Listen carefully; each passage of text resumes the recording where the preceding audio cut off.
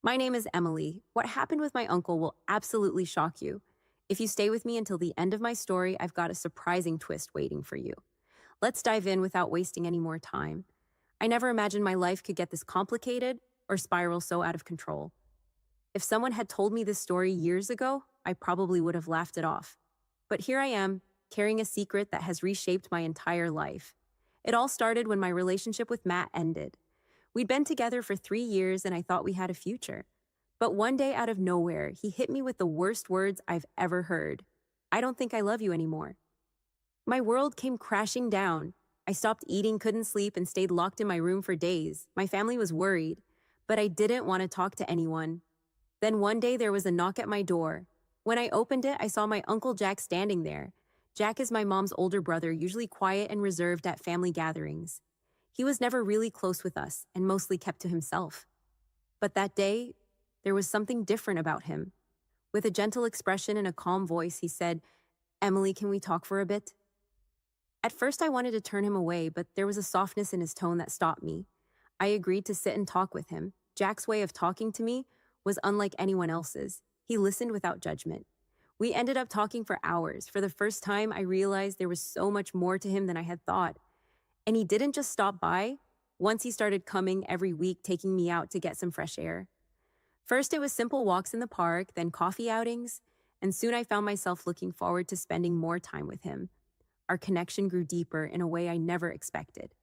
Casual chats turned into long, meaningful conversations about life, purpose, and everything in between.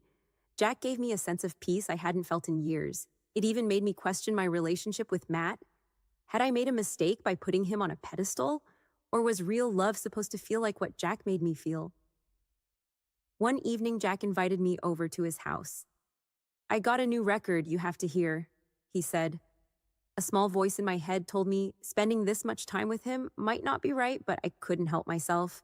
Jack's house was a reflection of his personality, walls adorned with vintage movie posters, an antique guitar in the corner, and shelves overflowing with books.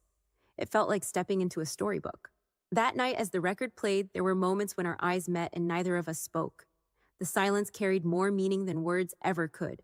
For the first time, I felt something I couldn't name, fear and excitement all at once. Before I knew it, Jack became the center of my life. I didn't want to go a day without being near him, but deep down I knew the bond we were forming was treading dangerous waters. Inside, I was battling conflicting emotions. I wondered if Jack felt the same way I did, or if it was all in my head. One rainy afternoon, we went for a long walk. Jack seemed unusually quiet. "What's wrong?" I asked. He looked at me, sighed, and said, "Emily, don't you think this connection we have is a little too much?" I froze. His words hung in the air, and I had no idea what to say. I knew this moment would change everything. Jack's question hit me like a ton of bricks. Every word he said made my thoughts even more tangled.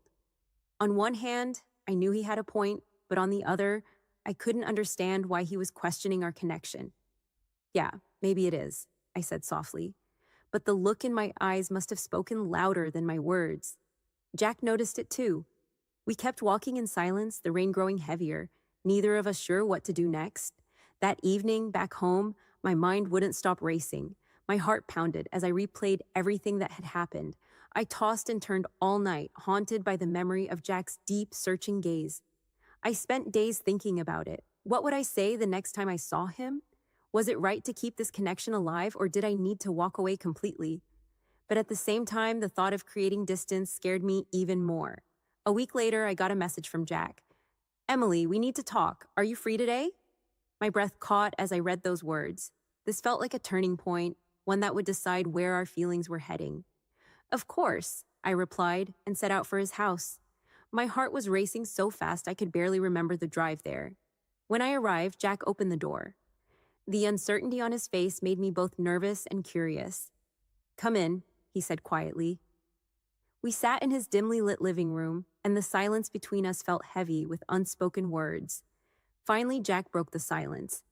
"Emily," he began, taking a deep breath, "I need to confess something. This bond between us has been on my mind a lot. At first, I just wanted to help you, to be there for you. But somewhere along the way, I realized it's more than that. I wasn't just helping you, I was rediscovering parts of myself. But now, these feelings, I don't know if they're right or not. His words hit me hard. Knowing he felt the same way only deepened the confusion in my heart. I nodded silently and looked away. I feel the same, Jack, I admitted. But is this right? Where could this lead us? What if we make everything even more complicated? Jack looked me in the eyes. Maybe some questions don't have answers, Emily. Maybe life is just about being honest with what we feel. At that moment, I saw Jack not just as an uncle, but as a complex person grappling with his own uncertainties. It made me realize that we all struggle to define the boundaries of right and wrong in life. After that night, Jack and I tried to keep our distance, but no matter how hard we tried, suppressing our feelings seemed impossible. What we had wasn't just about physical attraction, it was something deeper. We were connected, not just as companions, but as two people sharing a profound understanding of life. One day, Jack invited me to visit an art gallery in another city. We need to step away from everything, even if just for a day, he said. On the way there, I couldn't help but wonder how this little escape would change things between us. Walking through the gallery, surrounded by paintings, I felt strangely complete with Jack by my side. But at the same time, I couldn't shake the thought of how others might judge what we shared if they saw it from the outside. That night, we decided to stay at a hotel. We booked 2 separate rooms, but the energy between us was so intense, it felt like we could still sense each other through the walls. Lying in bed, I asked myself one question over and over. Is this real, or is it just a trick of loneliness? That night at the hotel, we had agreed to stay in separate rooms, but my mind wouldn't stop racing. Memories, feelings, and every moment I had shared with Jack swirled inside me like a storm. Alone in my room, I felt his presence more strongly than ever. My heartbeat quickened, and my thoughts refused to settle. It was well past midnight when I found myself leaving my room. Standing in front of Jack's door, I hesitated. Part of me was unsure, but another part knew I couldn't keep ignoring this connection. Gently, I knocked. When Jack opened the door, his face was a mix of surprise and warmth. "Emily, is everything okay?" he asked. The calm, reassuring tone of his voice washed away my fears. "Yes," I said softly. "I just realized I don't want to be alone right now."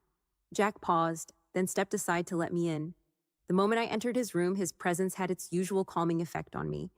We sat in silence for a while, simply finding comfort in being near each other. As we talked, our conversation flowed from shared memories to deep reflections on life, and time seemed to slip away unnoticed. "Emily," Jack said, his voice sincere, "I never thought I could feel this deeply and intensely before meeting you." His words were so honest, they made my heart race. It was then I realized the bond we shared was beyond words, something far more profound. After a while, Jack turned to me and gently took my hand.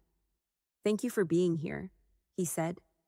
In that moment, I felt like being by his side was the most right thing I'd ever done. "Emily," Jack continued, "I don't know how life brought us here, but one thing I know for sure is this: you are special to me." His words melted away my fears and doubts, even if just for a moment. Throughout the night, we opened up to each other, sharing everything about our lives. The emotions in our eyes spoke volumes about the connection we felt. It was one of those rare moments in life when two people understand and accept each other completely, free of judgment. As the hours passed, Jack gently placed his hand on my shoulder and pulled me closer. A long, comforting silence followed. Simply being near him brought a sense of peace I had never known before. It was a moment of unparalleled intimacy, one that words could never fully capture. We spent the night side by side, finding solace in each other's presence. Those moments with him were more precious than anything else in the world. When I woke up the next morning, sunlight was streaming into the room. Jack was still there, and the peaceful expression on his face reflected a kind of genuine happiness I had never seen before. "Good morning," he said softly. In that instant, I knew my life had reached a turning point. That night would remain the most unforgettable of my life. If you'd like me to share more details about my experiences with Jack, don't forget to subscribe to the channel and like this video. I can't wait to reveal everything openly and without holding back.